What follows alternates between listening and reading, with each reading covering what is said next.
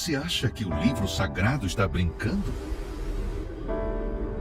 Que suas palavras não passam de um mero conto e estão ultrapassadas?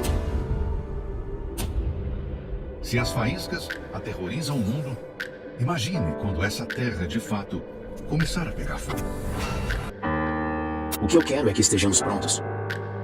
O que eu quero é que estejamos protegidos. O governo também está se preparando para o pior cenário possível e quer que os cidadãos estejam preparados também. Por isso, a França planeja enviar um manual de sobrevivência para cada residência do país. O manual terá como objetivo preparar empresas e cidadãos franceses para grandes crises, que vão desde uma epidemia no estilo Covid-19 até um desastre industrial. Para construir fortalezas subterrâneas em lugares afastados do planeta. Mas afinal de contas, o que esses membros da elite global sabem que nós não sabemos? O mundo corre perigo e ninguém está falando sobre isso? Será que eles estão se preparando para o apocalipse? Os bunkers, como são conhecidos, esses refúgios debaixo da terra ou no meio de montanhas e rochas, eram usados pelos governos das nações poderosas no passado para proteção contra bombardeios e outros tipos de ameaças em tempos de guerras. Mas agora, essas fortalezas estão voltando a ser construídas como se esses bilionários estivessem se preparando para algum tipo de catástrofe mundial que está por vir. E isso tem causado medo e preocupação em muita gente. Sim, de fato o mundo está em guerra e eu vou explicar isso para você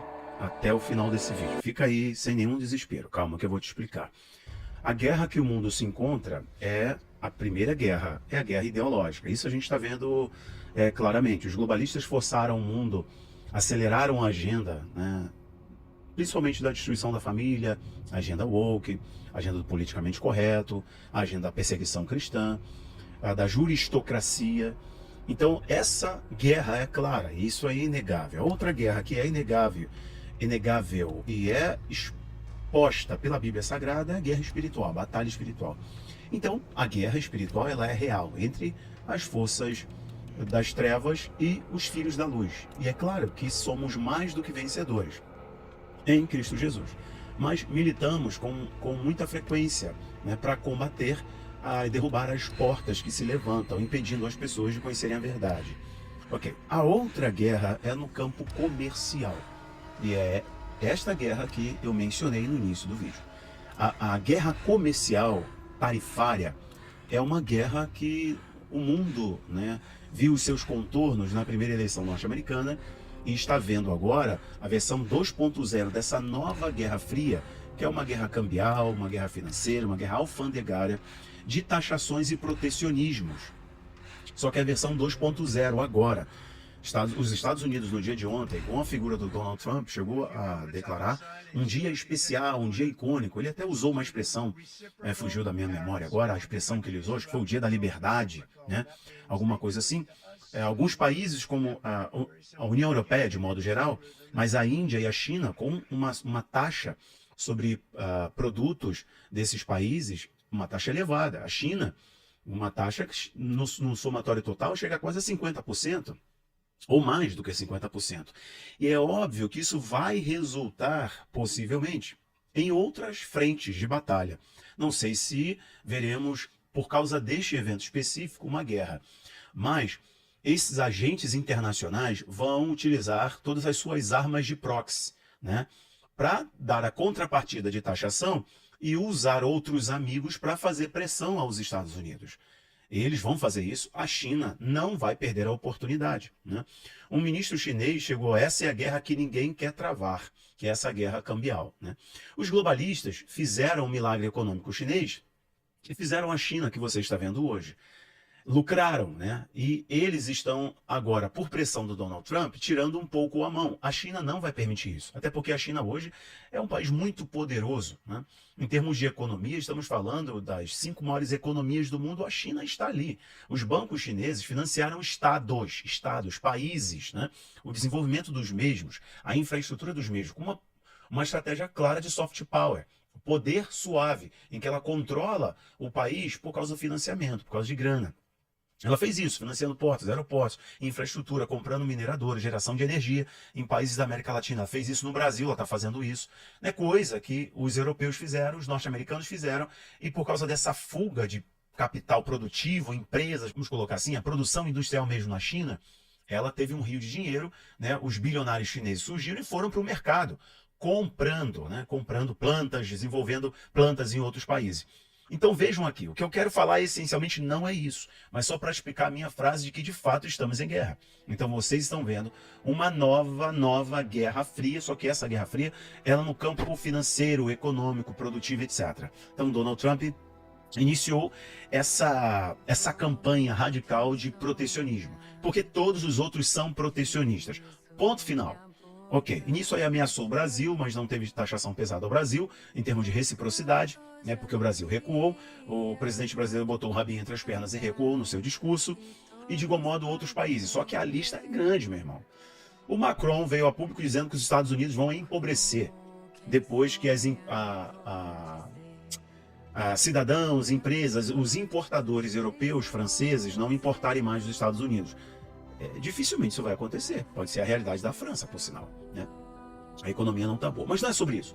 O que eu quero falar é de um possível rumor de guerra. Quando falo em rumor de guerra, é sinal profético e temos que mencionar, é claro. Que aconteceu há 2 semanas atrás e eu não tive tempo de falar com vocês, mas vim aqui hoje comentar sobre isso. A União Europeia deu uma ordem para que os países, e a França foi um dos países que saíram na frente, a Alemanha também, para produzirem kits de emergência. Kit de emergência para 72 horas, né? Kit de emergência para 3 dias. Em casos de crise, de grandes incêndios, de alagamentos ou de guerra. Ou seja, eventos disruptivos, preparem-se. É como se a União Europeia falasse assim, ó, preparem-se para o que pode acontecer. Preparem-se para eventos distópicos, eventos disruptivos. Guerra, grandes incêndios, crises, a exemplo da Pan.D.Mia. Preparem-se para isso, os caras estão se preparando para isso. É claro que os países que já viveram guerras anteriormente têm essa cultura da preparação muito maior do que os outros países, né? Por exemplo, o brasileiro não tem cultura de organização, não tem cultura de preparação, etc. Tem a cultura do improviso, da malandragem, infelizmente. E é por isso que os vagabundos prosperam no nosso país, né? Inclusive os milicianos, os traficantes gozam do apoio jurídico para os seus feitos e as suas fortunas, né? O crime de colarinho branco no nosso país tem um grande amparo. Mas vamos lá. A gente vive da cultura do improviso. O europeu não, é um pouquinho diferente. Tem esse tom de estar sempre se preparando. Mas a questão aqui não é somente isso. Estou colocando para você a carta capital. Porque a União Europeia recomendou o kit de sobrevivência de 72 horas contra crises. É porque eles estão dando um recado para que o cidadão, estou respondendo já, o cidadão esteja preparado caso ocorra uma crise, uma guerra contra a Rússia, uma grande crise econômica, um grande colapso advindo de uma causa natural, né, uma enfermidade, certo? Vindo de uma catástrofe natural, como uma grande inundação, uma grande tempestade, etc. Então, os cidadãos, de modo geral, da União Europeia, devem se planejar. E os Estados-membros da União Europeia devem desenvolver ali uma cartilha explicando para o cidadão, como a rádio de comunicação de onda curta, pilhas, alimentos que tendem a ser preservados neste intervalo de tempo, sem que a família passe dificuldade de alimentação, passe fome, etc. Kit de emergência na área médica, ou seja, o básico para sobreviver a uma guerra. Há um tempo atrás, a Alemanha já fez isso, reativando os bunkers da Segunda Grande Guerra Mundial. A Alemanha está reativando os bunkers nucleares, né? Os abrigos subterrâneos que resistem a grandes destruições. Estou falando de bombas atômicas, etc. Então a Alemanha fazendo isso. De igual modo, os outros países fizeram algo parecido, né? Vou mostrar para vocês aqui algo que não sei se já falaram no Brasil, mas uma matéria recente, do dia 1º de abril, essa matéria. E essa diz assim: a Alemanha lança a primeira mobilização permanente no estrangeiro desde a Segunda Grande Guerra Mundial. E está à porta de Putin. Então, essa questão do kit de emergência na União Europeia e essa questão agora da Alemanha, pela primeira vez desde a Segunda Grande Guerra Mundial, a Alemanha vai colocar um destacamento militar fora do seu território. E eles vão colocar na Lituânia. A Alemanha está posicionando o seu exército a leste da Lituânia, o que, desde a Segunda Grande Guerra Mundial, isso nunca tinha acontecido. Isso porque o Trump já declarou que tem o interesse de tirar os Estados Unidos, isso para mim é barganha, é pressão, tá? É o modo dele negociar, para que os outros países concordem com o cessar-fogo lá na Ucrânia, concordem com o fim da guerra na Ucrânia, e para que os países membros da OTAN possam aplicar mais recursos do seu PIB, percentual do seu PIB, seu produto interno bruto, e sua riqueza interna, aplicarem em segurança, porque proporcionalmente os Estados Unidos investem muito mais em segurança que os países membros da OTAN, né? Então os países membros da OTAN devem comprometer mais recursos financeiros em defesa, né? E principalmente na segurança dos países da aliança militar, a OTAN. Então Donald Trump está fazendo pressão. Diante desses fatores, guerra na Europa, né, a aproximação do eixo, o fortalecimento do eixo do mal, que eu chamo, que é Irã, China, Rússia e os outros países do BRICS, né, e o laranja do BRICS por causa, né, dos totalitários hoje, que estão no poder no Brasil, os socialistas. Né, o Brasil também, então BRICS. É um problema isso. E o que vai acontecer com o mundo? Se depender das manchetes da The Economist, os Estados Unidos vão quebrar e o Donald Trump vai empurrar o mundo para a Terceira Grande Guerra Mundial. Porque eles querem dissolver a imagem do Trump, querem acabar com a imagem dele. Já faziam isso antes, agora então que ele está no poder, muito mais, né? Porque a mídia está na mão dos socialistas, isso de modo geral, quiçá The Economist, né? E Reuters, da família Thompson e por aí vai.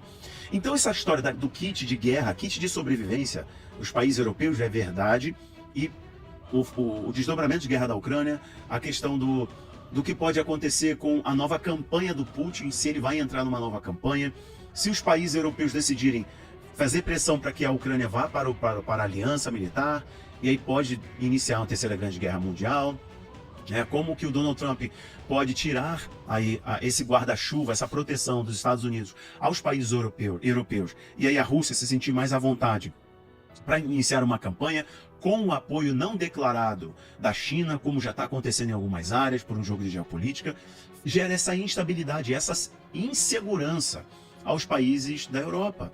E aí eles vão automaticamente se blindar os flancos. Um destes é esse flanco ali a leste da Lituânia, que agora a Alemanha está deslocando os seus soldados. Isso é inédito desde a Segunda Grande Guerra Mundial. Toda essa movimentação, sim, é um sinal de um rumor de guerra maior. Não é algo local, regional. É um rumor de uma guerra maior. Como eu falei para você, é uma guerra que vem econômica, alfandegária, cambial, né? É uma guerra ideológica, é uma guerra espiritual. E essa guerra econômica, essa guerra de geopolítica, no caso o Oriente Médio, agora Israel, está junto com os Estados Unidos se preparando para fazer um ataque preventivo ao Irã, para acabar com a indústria de melhoramento do urânio no Irã, certo? Os laboratórios de melhoramento do urânio, para o Irã não ter sua arma nuclear. E os Estados Unidos estão negociando o apoio dos países do Oriente Médio, principalmente dos países do Golfo, para usar as bases militares destes países em uma ação maior contra o Irã. Seria um ataque conjunto dos Estados Unidos com Israel, preventivo, né? E os ataques de Israel no Líbano, incursão em Gaza, os ataques dos Estados Unidos aos Houthis do Iêmen e por aí vai, estão aumentando. Então essa instabilidade, ela é global. E sim, respondendo, sim, é um sinal profético, porque é um rumor de guerra que pode virar, sim, de fato, uma guerra maior. Não sei se agora, o Trump ele não quer isso, ele não quer ser lembrado por esse aspecto, mas para ter recurso para voltar a nação a se recuperar, voltar a crescer, né, e dar o recado para o mundo, ele vai precisar jogar forte. Às vezes jogar forte significa pesar a mão, e nisso pesar a mão pode desandar a massa, como eu sempre falo com o meu time aqui. Senhoras e senhores, eu vou parar por aqui, não vou estender muito o papo. Se você quiser estudar geopolítica, escatologia, inclusive falando de escatologia, convido você a estudar com o nosso professor Igor Guerreiro, que é especialista em escatologia na igreja primitiva, né? A patrística. O Igor é especialista na patrística, os primeiros teólogos da igreja, como eles pensavam. E o que eles falavam sobre o anticristo, a marca da besta, o falso profeta, as duas testemunhas e por aí vai. Desejo conhecer-te mais, viver em santidade, intimidade contigo. Sempre quero estar, tua glória contemplar por toda a eternidade. O único que quero adorar, o único que